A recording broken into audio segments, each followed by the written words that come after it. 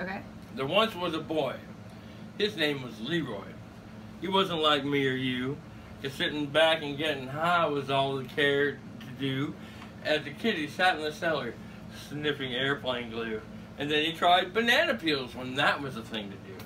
He tried aspirin and Coca-Cola. He breathed nitrous on the sly. Then his life became an endless search pursuing the perfect high. Grass just made him want to eat chocolate chip pizza all night. And the things that he wrote while he was stoned looked like shit in the morning light. He tried PCP and he tried ecstasy, but they didn't quite do the trick. Poppers nearly blew his heart and mushrooms made him sick. Acid made him see the light, but he didn't remember it long. Hash was a bit too weak and smack was a bit too strong. Quaaludes made him stumble and booze just made him cry. Then he heard of a cat named Baba Fats who knew of the perfect high. Now Baba Fats was a hermit cat who lived high up in Nepal.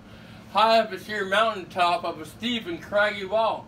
Well, hell, says Leroy, I'm a healthy boy and I'll crawl or climb or fly until I can find me the guru who can give me a clue as to what's the perfect high.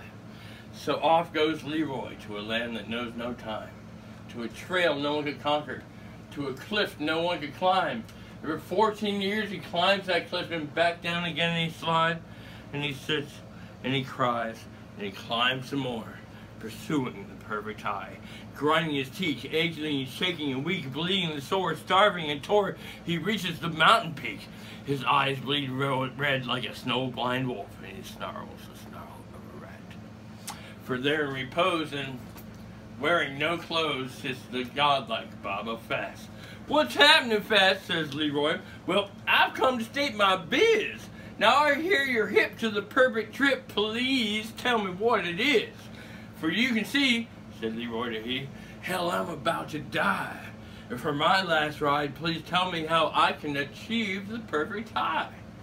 Well, dog my cats, says Baba Fats.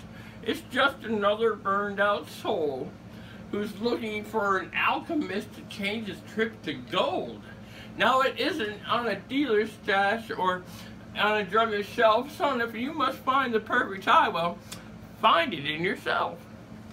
Well, you jive, motherfucker, said Leroy. I climbed through rain and sleet. I froze 3 fingers off my hands and 4 toes off my feet. Now I've braved the lair of the polar bear and I've tasted the maggot's kiss. Now you tell me the high was in myself, now what kind of shit is this? Now my ears, before they froze off, said Leroy, had heard all kinds of crap. But I didn't climb all the way up here to hear that the high's on the natch. No, I didn't climb for 14 years to hear this kind of crap. You can tell me whether this real stuff is, I'm going to kill you, guru ass.